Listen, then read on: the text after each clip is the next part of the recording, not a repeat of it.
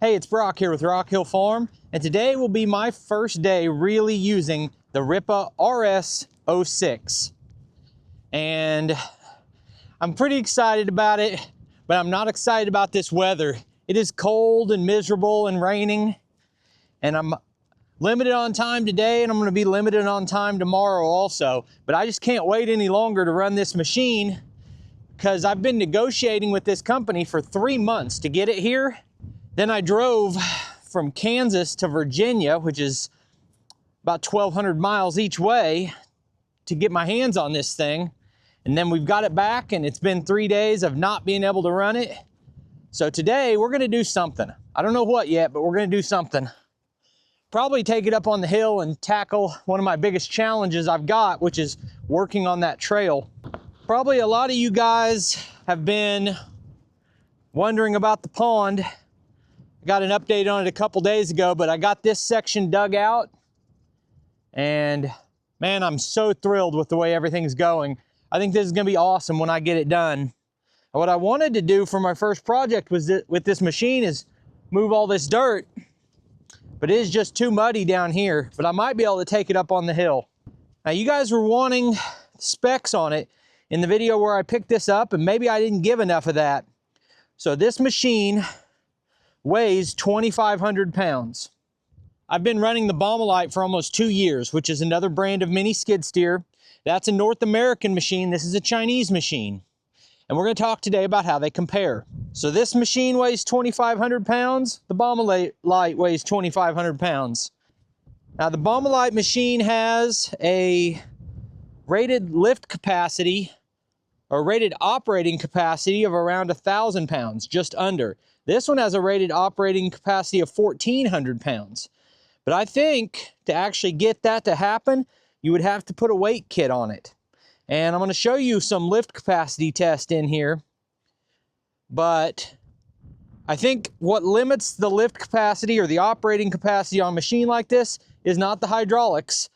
It is the length of the machine, the distance out that your weight is sticking out, and how much weight you have on the back.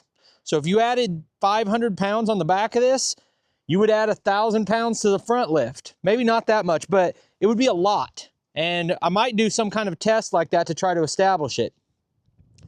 But that Baumolite mini skid that I've put 100 and some hours on, I don't even know how many, but I use it all the time.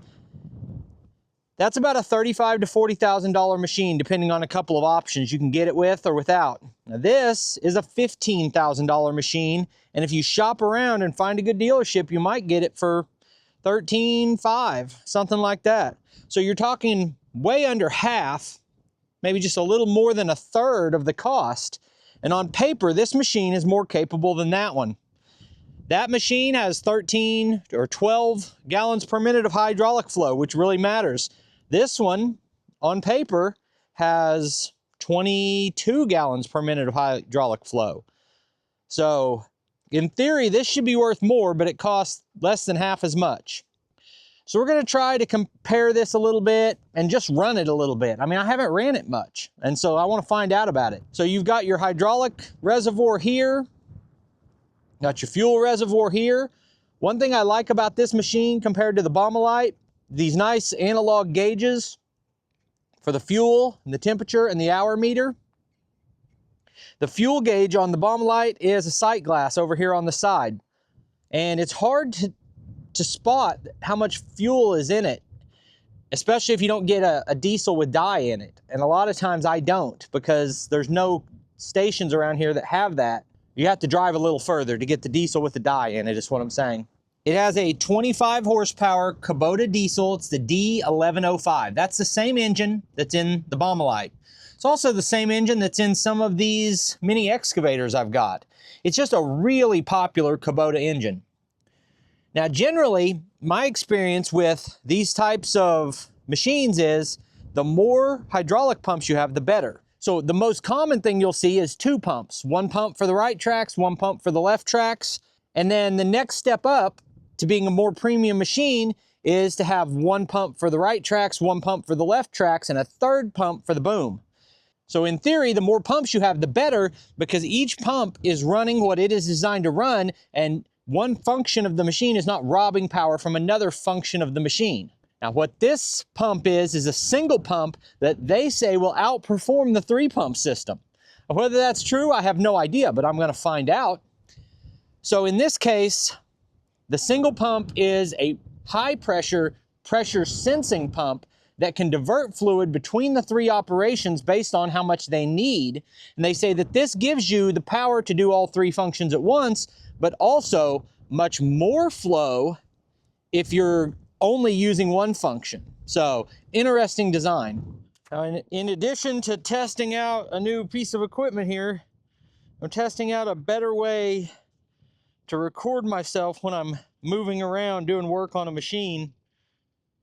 And that is with this thing that hangs on my neck and gives you whatever I'm seeing. I think that might be helpful making the videos better. Let me know if this footage is good. It's pretty darn cold out here. I think it's in the 30s. There we go. Now, I actually already recorded one pretty good comparison video between this machine and the Bommalite. I did that while I was in Kentucky with Lucas, and it's posted on his channel. I'm going to steal some of the footage from that video to add to what I do today. But you can also just see the full thing at Peaks Peak Hobby Homestead. Now, the first thing that jumps out between this machine and that one of what are you giving up when you're saving that $20,000 on this machine, you have to be giving up something, right? Well, what you're giving up, one is travel speed. I don't think you're giving up hydraulic flow. I don't think you're giving up lifting power or stability or even how smooth it operates, because the controls on this are smooth. And you can see right now I'm traveling and I'm able to articulate the boom with a minimal loss of travel speed or power. And so the controls on this are really good. Probably better than the audio on the video because this wind is beating me up. So if you're new here and you were just searching for a review on the Rippa RS-06, I do a lot of equipment reviews on this channel, but that's definitely not the only thing I do. I also work on a lot of projects and I do paid work for people. But the 2 biggest projects I have going are the pond that I already showed you and building this trail. That's hard to tell it in the video, but this is a really steep hill. I mean, it's nothing like the mountain Lucas has at Peaks Peak, but it's pretty steep.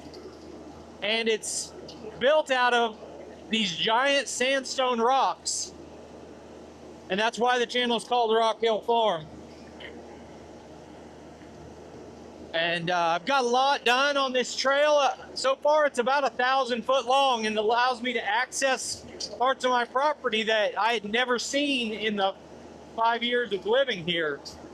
I actually didn't know part of this was on my property until I got up here and built this trail.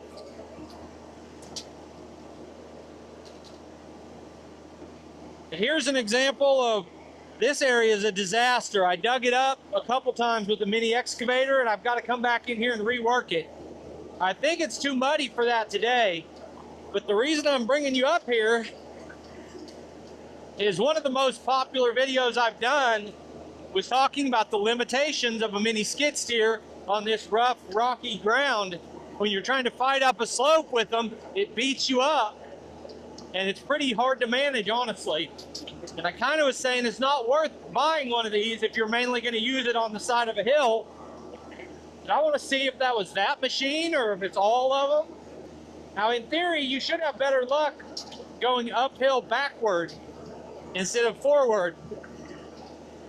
But I feel like to get the work done, sometimes I need to be able to come up this way. And it's not having too much trouble. The other thing that this trail is good for is rolling off tracks. I have rolled off the tracks off of maybe 6 different machines up here, from my full-size John Deere skid steer to multiple different mini excavators and the mini skid. Let's see what we can do right here, moving some of this rock. The goal, so my trail is only, in places, it's only like 8 foot wide. I'd like to be like 12 foot wide so I can bring larger equipment up here.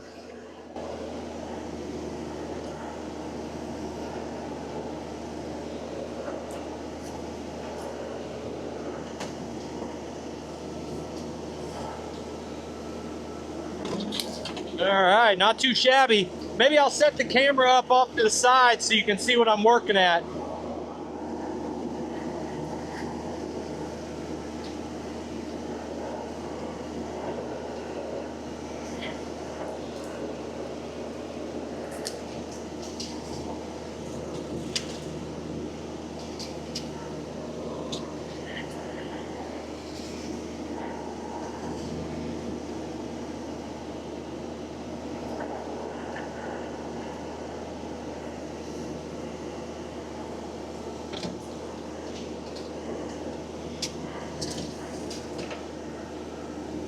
I really do think the controls on this are good and smooth.